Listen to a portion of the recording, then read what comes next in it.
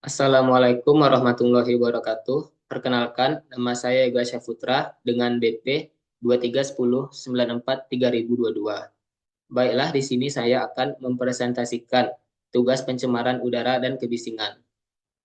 Untuk pertanyaan pertama yaitu, jelaskan sejarah pencemaran udara. Antara tahun 1820 hingga 1840, negara-negara yang ada di Eropa memulai transisi ke proses manufaktur baru yang dikenal sebagai revolusi industri.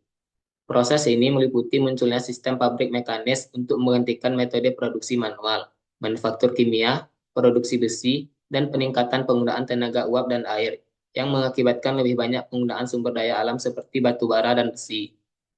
Semenjak penggunaan batu bara sebagai sumber bahan bakar, telah terjadi beberapa kali peristiwa kabut asap yang disebabkan oleh pembakaran batu bara.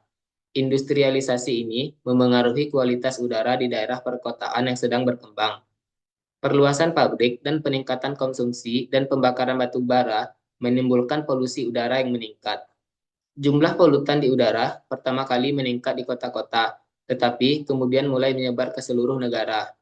Beberapa peristiwa yang diakibatkan oleh polusi udara yang mematikan yaitu Donora Smog yang terjadi di Pennsylvania dari tanggal 27 sampai 31 Oktober 1948 dan Great Smoke of London yang terjadi di London dari tanggal 5 sampai 9 Desember 1952. Pertanyaan kedua yaitu, apa saja sumber, jenis, dan dampak pencemaran udara? Sumber pencemaran udara dapat berasal dari dua faktor, yaitu faktor alam dan faktor manusia. Faktor alam dapat berupa abu yang dikeluarkan akibat letusan gunung berapi, debu yang berterbangan di udara akibat tiupan angin, dan bau yang tidak enak akibat proses pembusukan sampah organik.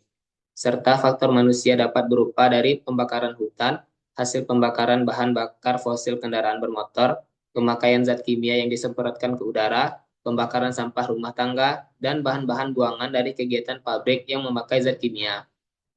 Untuk jenis pencemar udara sendiri ada karbon dioksida yang dihasilkan dari pembakaran sempurna bahan bakar kendaraan bermotor, ada partikulat yaitu polutan yang dihasilkan dari cerobong pabrik berupa asap hitam tebal, ada karbon monoksida yaitu gas yang dihasilkan dari pembakaran tidak sempurna bahan bakar kendaraan bermotor, ada nitrogen dioksida yaitu gas yang dihasilkan dari pembakaran batu bara dan knalpot kendaraan bermotor, dan sulfur dioksida yaitu gas yang dihasilkan dari pembakaran bahan bakar yang mengandung sulfur. Untuk dampak pencemaran udara ini dapat berdampak terhadap manusia dan lingkungan. Dampak terhadap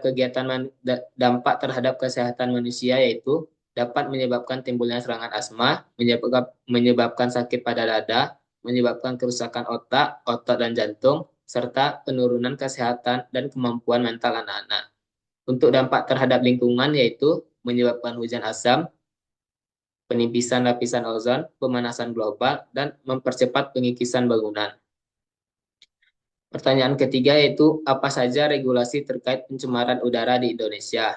Yang pertama ada Peraturan Pemerintah Nomor 41 Tahun 1999 tentang pengendalian pencemaran udara. Selanjutnya ada Peraturan Menteri Negara Lingkungan Hidup Nomor 5 Tahun 2006 tentang ambang batas emisi gas buang kendaraan bermotor lama. Selanjutnya ada Keputusan Menteri Negara Lingkungan Hidup Nomor 13 Tahun 1995 tentang baku mutu emisi sumber tidak bergerak. Selanjutnya ada Peraturan Menteri Negara Lingkungan Hidup Nomor 7 Tahun 2007 tentang baku mutu emisi sumber tidak bergerak bagi ketal uap. Selanjutnya ada Peraturan Menteri Negara Lingkungan Hidup Nomor 17 Tahun 2008 tentang baku mutu emisi sumber tidak bergerak bagi usaha dan atau kegiatan industri keramik. Yang selanjutnya ada Peraturan Menteri Negara Lingkungan Hidup Nomor 18 Tahun 2008 tentang baku mutu emisi sumber tidak bergerak bagi usaha dan atau kegiatan industri carbon black. Selanjutnya ada Keputusan Kepala Bapeda Nomor 107 tentang pedoman teknis perhitungan dan pelaporan serta informasi indeks standar pencemar udara. Dan yang terakhir ada Keputusan Menteri Lingkungan Hidup Nomor 45 Tahun 1997 tentang indeks standar pencemar udara. Baiklah, mungkin hanya itu yang dapat saya sampaikan. Kalau ada salah katanya, saya mohon maaf. Saya akhiri. Wassalamualaikum warahmatullahi wabarakatuh.